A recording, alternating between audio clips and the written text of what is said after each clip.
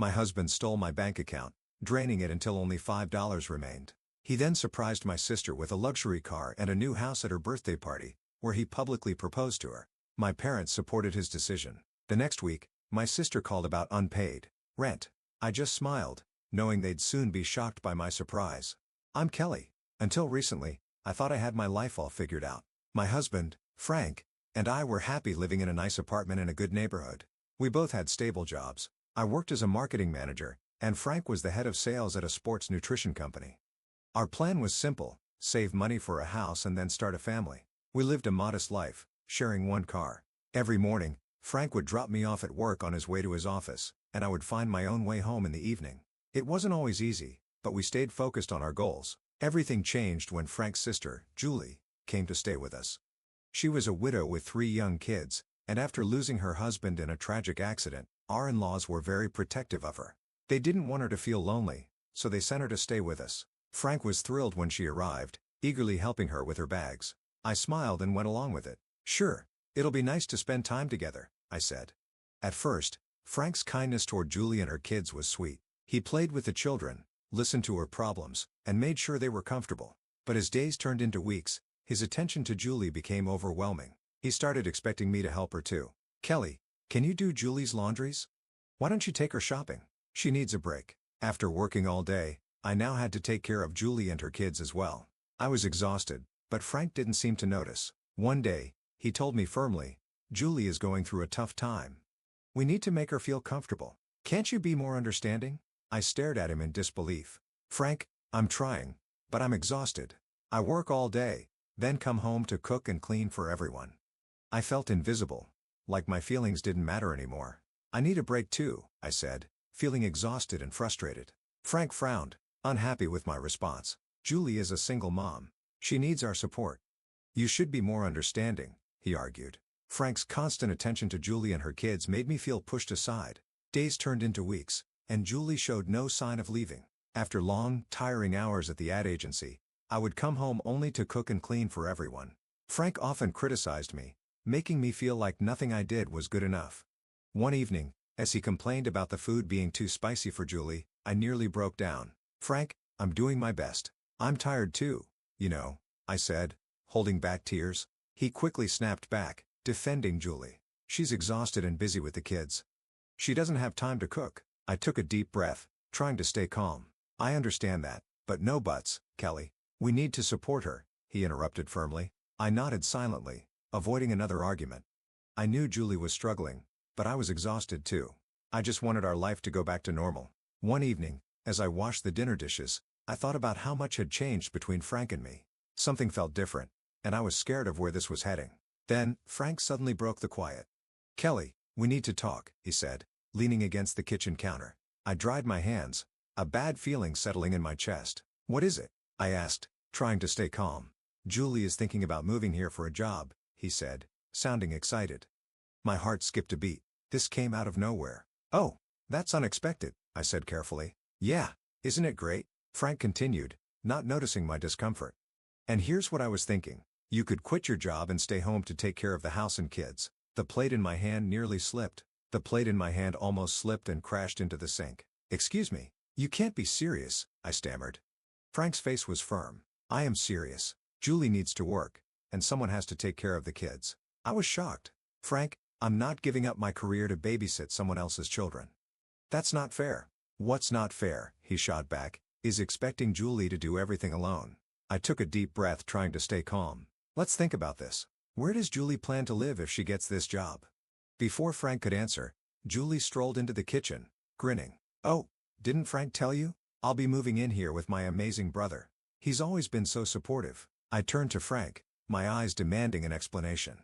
He looked uncomfortable. "Kelly, can we talk about this later?" he muttered, avoiding my gaze. "No, Frank. We need to talk now," I insisted, my voice shaking. "I'm not okay with this. It's already crowded with just the 3 of us." Suddenly, Frank's face lit up as if he had a brilliant idea. "But, honey, this is perfect. We've been planning to buy a house anyway. Now we have an even better reason to move sooner. There will be plenty of space for everyone." I couldn't believe what I was hearing. "Frank, that's not the point. We can't just..." Before I could finish, he cut me off, already distracted. "Sorry, Kelly. We'll talk later. I promised the kids I'd play with them. And just like that, he was gone, leaving me standing there, speechless. From that day on, things changed.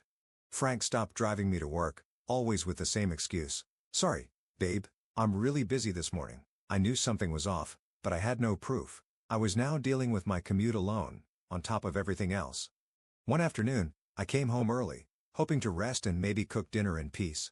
But as soon as I walked in, I was met with chaos. Julie was lounging on the couch, glued to a reality TV show, while her kids ran wild. Julie, I said, trying to stay calm. What's going on here? She barely looked up. Oh, hey, Kelly. The kids were bored, so I let them play. I glanced around in horror. The walls were covered in crayon scribbles. The sofa had strange stains. My beloved houseplants were knocked over, dirt scattered everywhere. This isn't playing, Julie. This is destroying our home, I said, struggling to hold back my frustration. I spoke to Julie, but she just shrugged and turned back to the TV. They're just kids, Kelly. Relax, she said. I took a deep breath, silently counting to 10. Trying to steer the conversation in a better direction, I asked, Julie, Marty looking for a job? Any luck? She waved her hand dismissively. Oh, I've sent my resume to a bunch of places, but nothing good has come up. They all want too much work for too little pay. I'm not that desperate. I clenched my teeth, holding back my frustration. Of course, she wasn't desperate. She was living comfortably in our home while Frank and I paid for everything and handled all the chores. That night, as Frank and I got ready for bed, I tried to talk to him again. Frank, we need some rules. Julie can't just let the kids run wild, and she needs to help with the housework. Frank sighed, clearly annoyed. Kelly, she's going through a rough time. Can't you give her a break? A break? Frank, I have been giving her a break for weeks. Our home is a disaster. I'm doing everything, and somehow, I'm the bad guy for asking for help. Keep your voice down, he muttered. You'll wake everyone up. I know it's not perfect, but she's family. We have to stick together. Later, as I lay in bed listening to Frank's steady breathing, I couldn't help but wonder, when did stop being part of this family? And how much longer could I live like this? Days passed, then weeks. The house only became more chaotic. Frank acted as if nothing was wrong, completely ignoring the mess and stress his sister and her kids were causing. Anytime I tried to bring some order, Julie would run to Frank with complaints. One evening, I overheard her talking to him, pretending to be concerned. Frank, I don't think Kelly likes the kids. She's always telling them off and making them clean. They're just children, you know? I waited, hoping Frank would defend me, explain that asking for basic cleanliness wasn't unreasonable. Instead, I heard him sigh. I'm sorry, Julie. I'll talk to her. That night, Frank confronted me in our bedroom. Look at this place, Kelly. It's a mess. If you can't handle it with the kids around, then maybe. I tensed, already dreading what he was about to say. Maybe what, Frank? I cut in. Maybe you should quit your job. If you stayed home full time, you could keep things in order and wouldn't have to stress about the kids. I stared at him, speechless. I let out a bitter laugh, a mix of disbelief and anger. So, now, expecting kids to clean up after themselves is child labor? Frank, do you even hear yourself? But he wasn't really listening. He had been pushing this idea for a while, and honestly I was tired of fighting it. You know what, Frank? Fine. You want me to quit? I quit, I said. But in my mind, I was already forming a different plan. His eyes widened in surprise. Really? You mean it? I nodded. Yep. I'll call work tomorrow, and let them know. Frank's face lit up with a huge grin, and he hugged me tightly, not even noticing how stiff I was. Oh, Kelly, this is amazing. You'll see, everything will be better now. The next day, I did call work, but not to quit. Instead, I explained to my boss that I needed some personal time to sort things out at home. I hinted that changes were coming, but didn't give too many details. Luckily, I had recently trained an intern who was ready to step in, and my boss was supportive. I requested 1 month of unpaid leave. When I told Frank that I was temporarily leaving my job, he beamed with pride. He even exchanged a knowing look with Julie, as if saying, "See, I knew Kelly would understand the importance of family." Watching them celebrate, I felt like an outsider in my own home. But, I reminded myself, this was only for 6 months. I needed time to see how things would play out, to see if Frank would finally realize the problems in our setup. The next morning, Frank kissed my cheek before heading to work. "Have a great day at home," he said, fully confident that I would handle everything just fine. I forced a smile, waved him off, then turned to face the chaos inside the house. Julie was sprawled on the couch, remote in hand, while her kids ran wild. From that day on, my life became an endless cycle of cleaning, cooking, and childcare. Each morning, I woke up at dawn to prepare breakfast, pack Frank's lunch, and spend the rest of the day scrubbing, washing, and running after Julie's kids. Meanwhile, Julie treated every day like a vacation. She often left the house to shop or meet friends for coffee, casually dumping her kids on me without a second thought. As the days blurred together, I found myself watching Julie drive off in Frank's car while I stayed stuck at home, drowning in housework and childcare. Frank, on the other hand, seemed completely unaware. He would come home, give me a quick peck on the cheek, and casually ask, "So, how was your day?" As if this was the life I had chosen. I had always dreamed of building a life with Frank, not sacrificing everything for his sister's comfort. One evening, as I served a dinner I had spent hours preparing, while Julie took a nap, Frank casually announced that Julie's birthday was coming up. He had planned something special and told her to keep the evening of the 14th free. On her birthday, we all drove to Polo's Mexican, the most expensive restaurant in town. It was a place Frank and I had once dreamed of visiting for our anniversaries but had always decided against to save money for a house. When we arrived, Frank's parents were already there. They greeted Julie warmly, showering her with attention, while barely acknowledging me. As we sat down, I felt more like an outsider than a guest at the celebration. The entire dinner conversation revolved around Julie, her struggles, her strengths, her dreams. I stayed quiet, feeling more invisible with each passing moment. After the main course, Frank stood up and tapped his glass for a toast. He spoke about how strong and resilient Julie was, saying how much he admired her.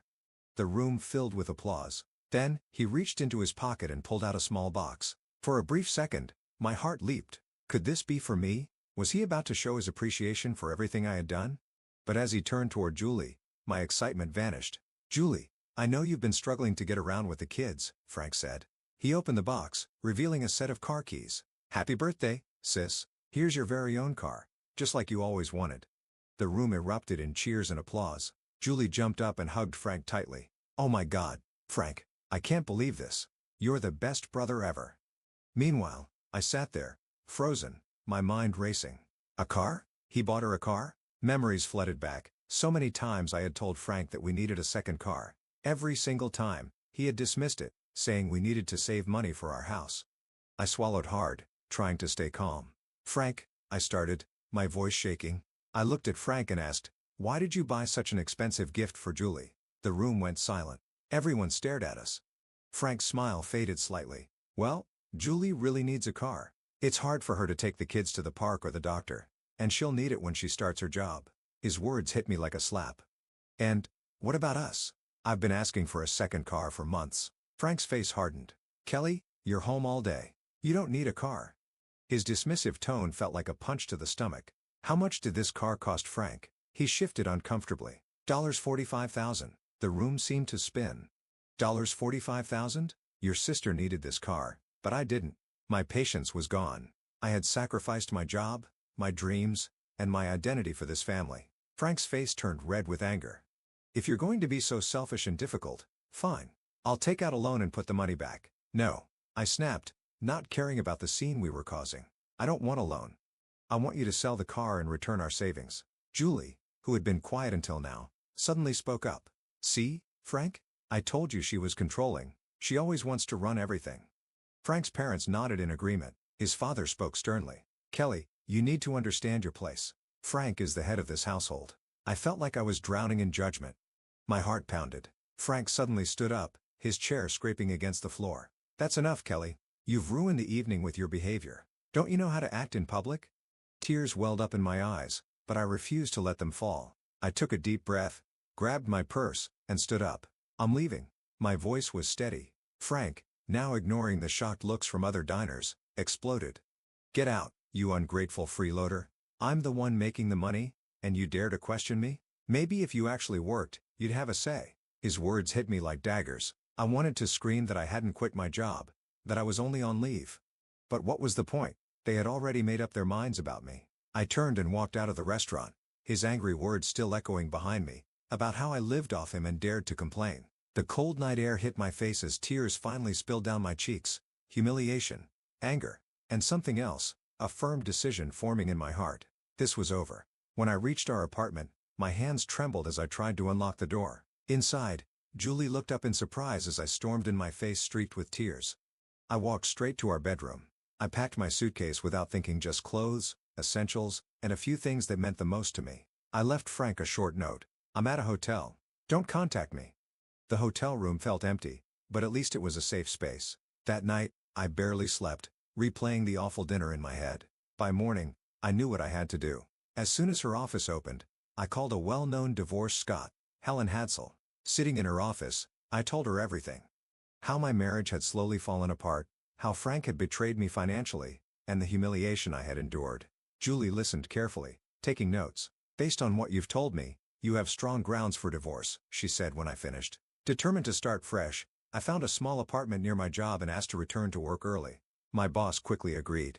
As I settled into a new routine, I hoped for a peaceful divorce. I didn't want revenge, just fairness. During our first mediation session, I kept it simple. Let's handle this calmly. Just return the money you used for your sister's car, and we can split the rest of our savings equally. Frank scoffed. That car was a gift. You're being unreasonable. It soon became clear we weren't going to settle this easily. After several frustrating meetings, I realized we would have to take it to court. The next few months became a blur of legal battles. Frank fought me every step of the way, trying to make me look bad. Finally, after what felt like forever, the judge made her decision. Mr. Johnson used shared funds to buy a car for his sister without his wife's consent. This was unlawful. He must repay Mrs. Johnson half the car's value and cover all legal fees. Relief washed over me. This wasn't just about money, it was about justice. About being heard. About standing up for myself. Frank was furious as we left the courthouse. I hope you're happy, he hissed. You're just greedy. In the weeks that followed, he obeyed the court order. He transferred the money to my account, though he had to take out a loan to do it. I felt no guilt. His choices led us here. Now, we were both dealing with the consequences. 4 months after the divorce, I had finally found peace. My little apartment was calm and quiet, the complete opposite of my old life. I reconnected with old friends, threw myself into my job, and even started a small herb garden on my balcony. For the first time in a long time, I felt happy. One quiet Thursday, a knock at the door startled me. Peeking through the peephole, my heart skipped a beat. Frank. He looked tired, messy, and anxious. Curiosity got the best of me, and I opened the door. Kelly, he said, his voice rough. Can we talk? I hesitated but finally stepped aside to let him in. He glanced around my neat, cozy apartment. You look good, he said softly. And the place looks nice. Thanks, I replied cautiously. What brings you here? Frank collapsed onto the couch, clearly troubled. I messed up, Kelly. I see that now, he admitted. I came to apologize and ask for your help. I sat across from him, waiting for him to continue. He sighed heavily and confessed that he had lost his job due to company downsizing. He was struggling financially, still burdened by the loan for Julie's car. Julie refuses to sell the car or find a job, he said, rubbing his face. She says she's not ready yet. I felt a small sense of satisfaction, but I stayed calm. I'm sorry to hear that, Frank, I said evenly. But, I don't see how I can help. He looked at me, desperation in his eyes. Our apartment is a mess. Julie doesn't clean, and the kids are out of control. We're at risk of eviction because of the mess and noise. He exhaled shakily. I finally understand. Julie isn't just struggling. She's using me, and I let it happen. As he spoke, I felt a mix of emotions, vindication, pity, even a bit of sadness. He finally saw the truth, but it was too late. Frank's voice wavered. I want a fresh start, Kelly. I know I don't deserve another chance, but I miss us. I've learned so much. Maybe with your help, we could fix things. For a moment, his words took me back to the early days of our marriage, our shared dreams, our plans for the future. But then, the pain of his betrayal, the humiliation, and all those months of feeling unseen and unappreciated came rushing back. I took a deep breath. Frank, I appreciate your apology, and I'm sorry for what you're going through. But I can't go back. His face fell, but he didn't give up. Kelly, I've changed. I see everything so clearly now. I spoke softly, but firmly. And I've changed too, Frank. These past few months have shown me my own strength and what I deserve. If you could betray me once, what's stopping you from doing it again when things get hard? I wouldn't, he insisted. I've learned my lesson. Maybe you have, I said gently, but that doesn't change my decision. I nodded. Maybe you have, but that doesn't change the fact that I've found happiness and freedom on my own. I enjoy making my own decisions without worrying about a partner who didn't appreciate me. Frank's shoulders slumped in defeat. So, there's no chance for us? He asked quietly. I stood up, signaling the conversation was over. It's best you leave, Frank. I really do hope things get better for you, but I'm not the solution. You need to rely on yourself and make your own choices. He nodded slowly and walked to the door. Before leaving, he turned back one last time. I really am sorry, Kelly, for everything. I know, I said softly. Goodbye, Frank. As I closed the door behind him, I leaned against it and let out a deep breath. A rush of emotions filled me: sadness for the dreams we once had, a small sense of triumph that he finally saw his mistakes. But more than anything, I felt free.